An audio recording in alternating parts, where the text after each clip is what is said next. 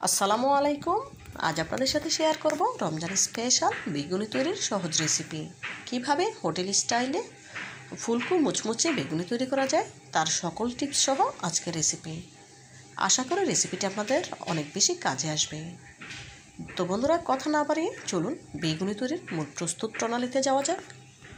বেগুনি তৈরি করার জন্য প্রথমে বেসনের ব্যাটার তৈরি করে নিতে হবে। এখানে একটি মিক্সিং বোল নিয়ে নিচ্ছি একটি স্ট্যানার। দিয়ে দেবো মেজারমেন্ট কাপের 2 কাপ বেসন। এই বেসনটা আমার ঘরেই তৈরি করা। কীভাবে হোমমেড বেসন তৈরি করতে হয় তার রেসিপি অলরেডি আমার চ্যানেলে আপলোড দেওয়া আছে, চাইলে সেখান থেকে দেখে নিতে পারেন। এখন বেসন চেলে নেব। যে কোনো চপ তৈরির ক্ষেত্রে অবশ্যই বেসন চেলে নেওয়ার চেষ্টা করবেন, এতে করে চপগুলো অনেক বেশি ফুলকো হবে। যেহেতু বেসনটা আমার ঘরেই তৈরি করা, আগে থেকে চেলে নিয়েছিলাম, তেমন একটা দানাদার অংশ নেই, দেখেই বুঝতে পারছেন। বেসনের ব্যাটার তৈরি করার জন্য এখন কিছু মশলা অ্যাড করে নেব।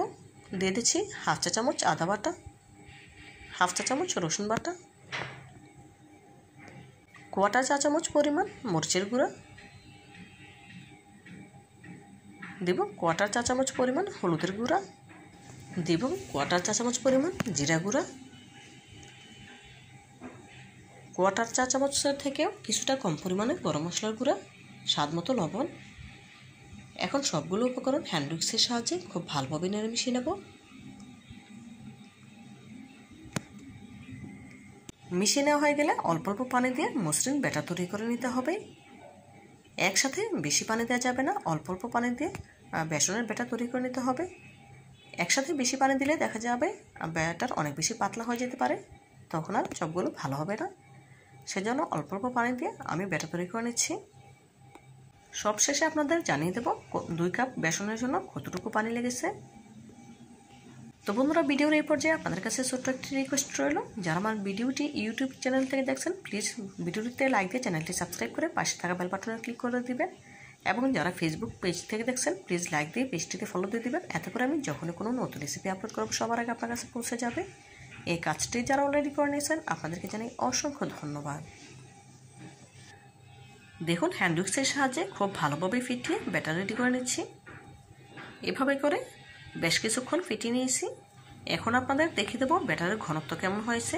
দেখুন, ওপর থেকে কিছুটা ব্যাটার নিচে ফেলার সাথে সাথে কিন্তু দাগটা মুছে যাচ্ছে না, কয়েক সেকেন্ড স্থায়ী থাকছে। এরকম হলেই বুঝতে পারবেন চপের জন্য ব্যাটার পারফেক্টভাবে রেডি হয়ে গিয়েছে। এখন এর সাথে অ্যাড করে দিচ্ছি কোয়াটার চা চামচ পরিমাণ বেকিং সোডা। এখানে বেকিং পাউডার নয়, বেকিং সোডা অ্যাড করেছি। আবারও নেড়ে খুব ভালোভাবে মিশিয়ে নিয়েছি। বেসনের ব্যাটারের সাথে অ্যাড করে দিতে হবে 1 টেবিল চামচ কুসুম গরম তেল। এতে করে বেগুনগুলো ভাজার পর অনেক বেশি ক্রিস্পি হবে এবং কয়েক ঘন্টা বেগুনগুলো মুচমুচে থাকবে।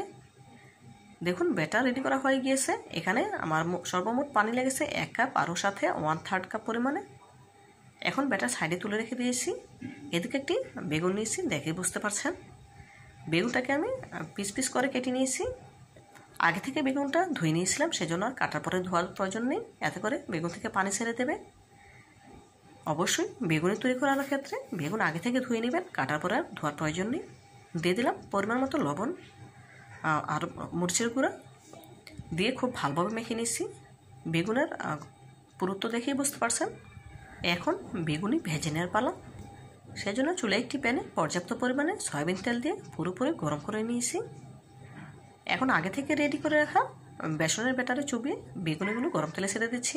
অবশ্যই তেলটা পুরোপুরি গরম হতে হবে, কম গরম তেলে ছাড়া যাবে না, এতে করে বেগুনগুলো ফুলকো হবে না এবং মুচমুচে হবে না। বেগুনে অনেক বেশি তেল শুষে নেবে। দেখুন, এক এক করে বেগুনি গরম তেলে ছেড়ে দিচ্ছি। বেগুনগুলো তেলে ছাড়ার পর গ্যাসের ফ্লেম মিডিয়াম হিটে করে দিতে হবে, হাই হিটে করে ভাজা যাবে না, এতে করে ওপরটা কালার চলে আসবে, ভেতরটা কাঁচা রয়ে যাবে, তখন আর বেগুনি খেতে ভালো লাগবে না। আবার লো হিটে করেও ভাজা যাবে না, এতে করে বেগুনে অনেক বেশি তেল শুষে নেবে। দেখুন, বেগুনের ওপরে কিছুটা তেল ছিটিয়ে দিচ্ছি, এতে করে বেগুনগুলো অনেক বেশি ফুলকো হবে। দেখেই বুঝতে পারছেন, মাশাআল্লাহ বেগুনগুলো কিন্তু অনেক বেশি ফুলে উঠেছে। বেগুন উল্টে নিয়েছি। এভাবে করে কয়েকবার উল্টে পাল্টে বেগুনগুলো ভেজে নেব গোল্ডেন ব্রাউন কালার হওয়া পর্যন্ত। দেখুন, এই পর্যায়ে বেগুনগুলো গোল্ডেন ব্রাউন কালার করে ভাজা হয়ে গিয়েছে, দেখেই বুঝতে পারছেন। এখন একটি চাটনিতে তুলে এক্সট্রা তেলটা সেঁকে নিতে হবে। এভাবে করে একই প্রসেসে সবগুলো বেগুনি ভেজে নিয়েছি। বেগুনের ফাইনাল লুকটা দেখুন, মাশাআল্লাহ, দেখতে কতটা সুন্দর এবং লোভনীয় লাগছে। দেখতে যতটা সুন্দর হয়েছে, খেতে তার থেকেও অনেক বেশি মজাদার। আপনারা একবার হলেও বাসায় ট্রাই করবেন, ইনশাআল্লাহ আপনারাও হোটেল স্টাইলে মুচমুচে বেগুন তৈরি করতে পারবেন।